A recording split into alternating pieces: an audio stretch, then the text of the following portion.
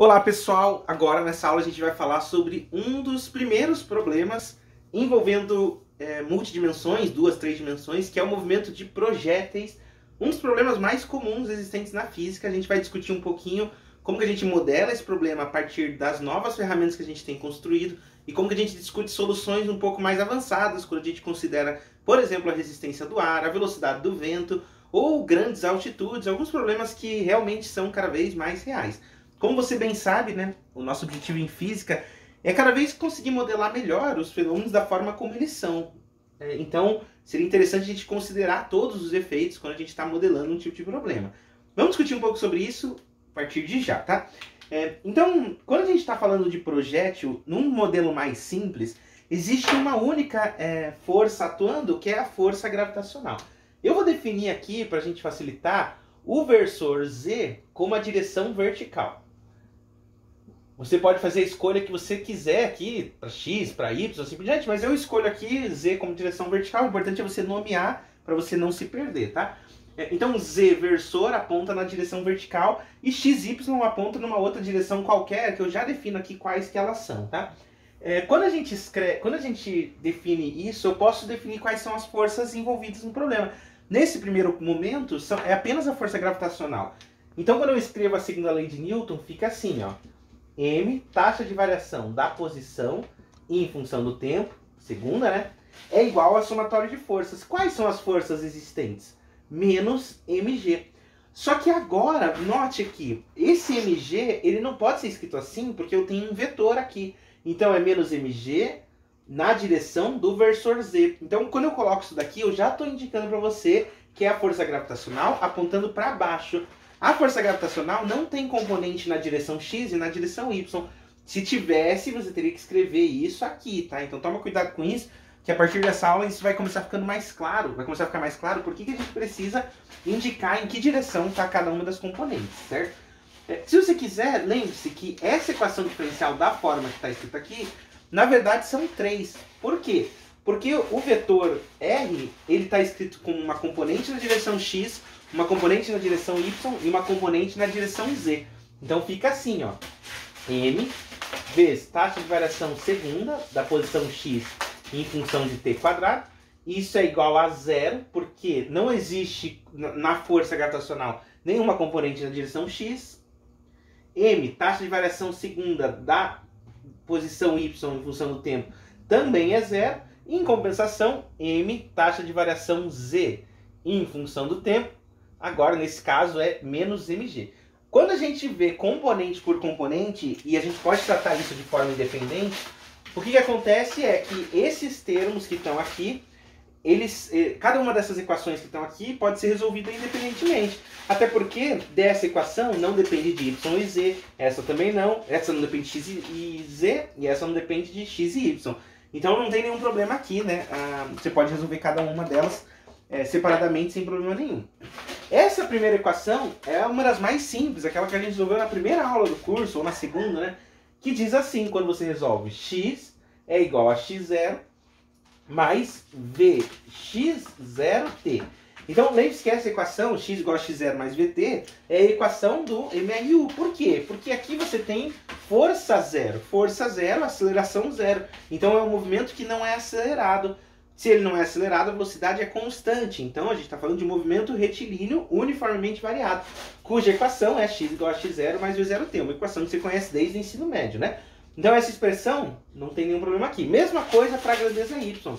Y vai ser dado por y0 mais vy0t. Só tome cuidado, né, que tanto nessa equação como nessa, o v é a componente x0 e a componente y0 da velocidade em cada um dos termos. Justamente porque quando você está integrando, você está tratando só com a variável x aqui, só com a variável y aqui, tá? Então, note isso. Agora, essa outra equação, quando você resolve, veja que é uma força constante, não depende do tempo. Então, é uma aceleração constante. A aceleração constante é movimento retilíneo uniformemente variado, né? Aqui era movimento uniformemente variado, né? MRUV, aqui é MRUV, aqui é MRU, né? E a equação do MRUV vai ficar z igual a z0, né? No caso de z, se eu colocar x, mais v componente z0t menos meio de at quadrado. Tá aqui. Se você quiser, a gente fez, inclusive na primeira aula, resolve a equação diferencial integrando duas vezes, colocando as condições de contorno, você encontra essa mesma solução que está aqui. Então, essa é a solução da forma que a gente colocou aqui, já é pra gente a solução do nosso problema. É interessante que depois que você encontrou a solução para cada um dos termos, né, para cada uma das coordenadas, você junte num vetor só. Né? Então, veja aqui, como vai ser o meu vetor R, que é o vetor posição, que afinal é quem eu quero encontrar, né? Note que quando eu somo esse com esse daqui, em termos de I versor, ou X versor, Y versor, Z versor, aqui fica X0 mais Y0 mais Z0. Isso é a posição inicial. Agora, os multiplicadores de t, veja que eu tenho componente x no ponto inicial da velocidade, y e z. Como todos eles são coordenados, estão multiplicando os versores, x versor, y versor, z versor, eu posso escrever isso como o vetor velocidade inicial ao longo do tempo. Quando eu faço isso daqui, ó, veja que eu já obtenho essa expressão, essa e essa. O que faltou? Faltou esse meio de gt quadrado que está aqui. Esse meio de gt quadrado, ele está apontando para a gente na direção z. E você precisa indicar isso, porque ele vai ficar menos meio de gt quadrado na direção z. Essa equação vetorial que a gente acabou de colocar é a equação, finalmente, que soluciona esse problema. O vetor posição é dado como vetor posição inicial, mais a velocidade inicial t, menos essa aceleração no eixo z. E ela está contida aqui. Se a gente pudesse fazer uma combinação com os vetores de y, x e assim por diante, talvez você não precisasse escrever o versor z aqui. Mas acaba ficando dessa forma e dessa forma descreve bem e junta tudo numa equação só, tá? Se a gente fizer algumas suposições, para simplificar, né? Vou supor aqui, supondo que o vetor inicial é o zero. Só para a gente analisar um pouco a solução, tá? Imagine que o vetor inicial seja o 0, 0, 0, e imagine uma velocidade inicial específica aqui. Claro que no movimento do projétil é interessante que a velocidade inicial não seja zero, porque senão o projeto não vai sair do lugar, né? Mas imagine que você coloque a velocidade inicial tal que a componente y da velocidade inicial seja igual a zero. Você vai dizer assim, poxa, será que isso é possível? Pensa só, você está apontando o projétil para uma determinada direção. Se você aponta que ele não tem velocidade na direção de y, então o que você está determinando é que essa velocidade inicial ela está num plano específico, que é no plano xz. Por quê? Porque ela não tem componente y. Então, como ela já está num plano, isso é um bom começo. Por quê? Porque quando a gente resolver as equações, você vai perceber que a velocidade e a posição continuam do começo ao fim no mesmo plano.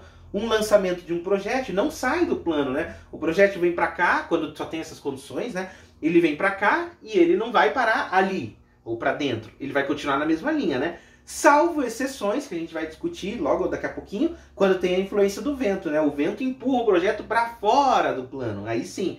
Mas quando a gente só está considerando esse caso, que é só a força gravitacional, a gente já percebeu que o projeto vai andar no plano, né?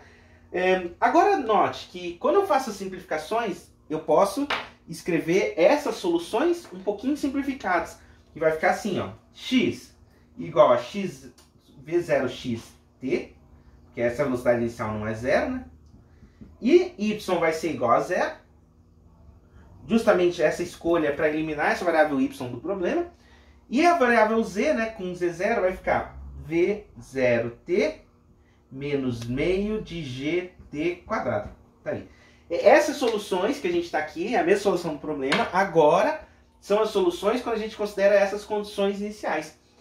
E a gente vai fazer uma coisa que você provavelmente já fez no ensino médio, não com essa notação toda, né? Ou fez no curso de mecânica básica, que é isolar o tempo em uma e substituir na outra, para a gente analisar o que é, afinal de contas, essa função que a gente encontrou, que curva que a gente está tratando quando a gente está falando de projétil, né? Afinal de contas. Eu tenho certeza que nesse cenário você lembra qual que é a curva de um projétil, né? Você sabe qual que ela é, mas bem, vamos fazer aqui para ver o que acontece. Então, eu vou isolar o t e substituir na segunda, né? Qual o primeiro e qual o segundo? Eu vou isolar o t nessa daqui, vai encontrar x sobre vx0 e substituir aqui, ó. Aqui e aqui. Quando você fizer isso, ó, o que você vai encontrar? Você vai encontrar que a posição z, que é a altura do projétil, ele é definido como vz0 sobre vx0 que multiplica x, menos meio de gt², que daí vai ficar o x² sobre v x0 ao quadrado, né? Então, x² sobre v x0 ao quadrado, e é isso aí. Então, essa expressão que a gente acabou de encontrar mostra a posição z em função da posição x. A gente costuma chamar x do alcance do projétil, onde o projétil está, né? Claro que a posição do projétil em termos de quanto ele se afastou, né? E o z é a altura do projétil. Então, para determinados valores de x, qual a altura que o projétil vai estar? Você pode responder isso daqui. Ou vice-versa, numa determinada altura, em que alcance ou que posição o projétil vai estar, né? Para a gente analisar que curva que é essa daqui, a gente pode completar quadrados. É uma técnica que vale a pena, algumas passagens a partir de agora, inclusive, vale a pena você pausar e tentar chegar nela, porque senão os vídeos vão ficar muito longos. Então, o que eu vou fazer aqui é completar quadrados, basicamente, né? Então, quando a gente completa quadrados, a gente pode escrever uma equação dessa equivalente, que é essa daqui, ó. X menos VZ0 VX0, que divide G, tudo isso ao quadrado. Isso é igual a menos 2 VX0 ao quadrado sobre G, que multiplica Z menos VZ0 ao quadrado sobre 2G. Então, para a gente chegar aqui, a técnica que a gente utiliza é uma técnica chamada completar quadrados. Talvez você já tenha visto, complete quadrados chega isso daqui. Para você ter certeza, caso você não tenha a menor noção que eu fiz, ter certeza que essa equação é a mesma que essa, você pode desenvolver essa aqui ao quadrado, chegar naquela ali. Isso é mais fácil de fazer, né? Ele leva o quadrado aqui, eleva o quadrado... Bem, ele distribui os termos e tenta chegar naquilo lá. Isola o z, você vai ver que é a mesma expressão que a gente está falando, tá? Mas nessa expressão que está aqui, você precisa conseguir verificar que isso daqui é uma parábola. Até porque aqui a gente acabou chegando numa equação mais ou menos x menos alguma coisa ao quadrado, vou colocar x menos a ao quadrado, é igual a menos a, vamos colocar assim, menos um multiplicador k vezes z menos z0, que não está ao quadrado, né, nesse caso. Ó, z menos o z0, todos os termos aqui, vamos colocar assim. Chamar de b, para não te confundir, tá? Essa equação que a gente acabou de encontrar tem o formato dessa daqui. Um termo, uma variável ao quadrado, menos um multiplicador constante, vezes uma outra variável transladada, não tem problema nenhum. Isso aqui é uma parábola necessariamente. Então o que a gente acaba percebendo é que quando você compara com a equação de parábola, você percebe que isso é de fato uma parábola. Não adianta querer comparar com aquela equação lá que a gente vê no ensino médio, y igual a x² mais bx mais c, porque aqui fica mais difícil perceber que é uma parábola. Você precisa comparar com aquele estudo de cônicas que a gente faz lá em geometria analítica e verifica qual que é a equação de elipse, de hipérbole e finalmente de parábola, né? Então, é de fato uma parábola, ótimo, né? A gente já encontrou alguma coisa. Se é uma parábola, fica simples de encontrar qual que é o alcance e a altura máxima, né? Que são duas perguntas que às vezes são bem interessantes para serem feitas em relação ao projétil. Quais são elas? Bem, a altura máxima, você pode fazer, nesse caso, y do vértice igual a menos delta sobre 4a, alguma coisa assim, não tem problema nenhum. Você vai chegar numa expressão assim, ó, que o z máximo, que é a altura máxima, vai ser velocidade inicial z0 ao quadrado, dividido por 2g, e, bem, essa é a altura máxima, afinal de contas. E quando a gente substitui z igual a zero, a gente encontra duas soluções. A gente encontra x igual a zero, ou seja, quando a altura é zero, quando você fez o lançamento, e num x que a gente chama de x máximo, que é 2v x0 vz0 sobre g, que essa aqui é chamada de alcance, finalmente, o alcance máximo, né? Que é o valor, alcance, né? Vamos colocar assim, senão vai confundir na hora de fazer o tratamento. É o alcance do projétil quando a gente faz um lançamento dessa forma, né? Então, note que a gente acaba encontrando a solução deles sem problema nenhum, né? Essa solução da forma que a gente encontrou, se você for aplicar essa curva e tentar construir um projétil na realidade, você vai perceber que isso aqui vai ter uma falha muito grande, assim. Salvo algumas exceções, alguns projetos talvez construídos em umas certas condições, talvez isso aqui funcione. Mas se você fosse fazer um projeto, por exemplo, como se fosse um foguete para lançá-lo para fora da atmosfera, pode ter certeza que ele não vai fazer uma parábola ou nada parecido, tá? Por quê? Porque a gente não está considerando alguns efeitos, que é a velocidade do vento, que é a resistência do ar e, finalmente, outras características de grandes altitudes, assim por diante. A gente não está considerando, por exemplo, que a Terra não é plana, ela é redonda, esférica, né? E quando a gente lança um projétil e tenta voltar, ele começa a contornar a Terra, né? De forma que você deve bem ter imaginado isso alguma vez na sua vida, né? Quando você lança um projétil, talvez ele tente voltar e não consegue voltar nunca. E começa a formar uma órbita. Então veja que a órbita, o lançamento de um satélite ou qualquer coisa do tipo, nada mais é que um projétil lançado numa condição específica que faz com que ele não consiga retornar e comece a orbitar em torno do planeta, tá? Para esse vídeo não ficar muito longo, o caso de resistência do ar e os outros casos eu vou fazer no próximo, tá? Então é só apertar a continuação aí que a gente se fala. Tchau!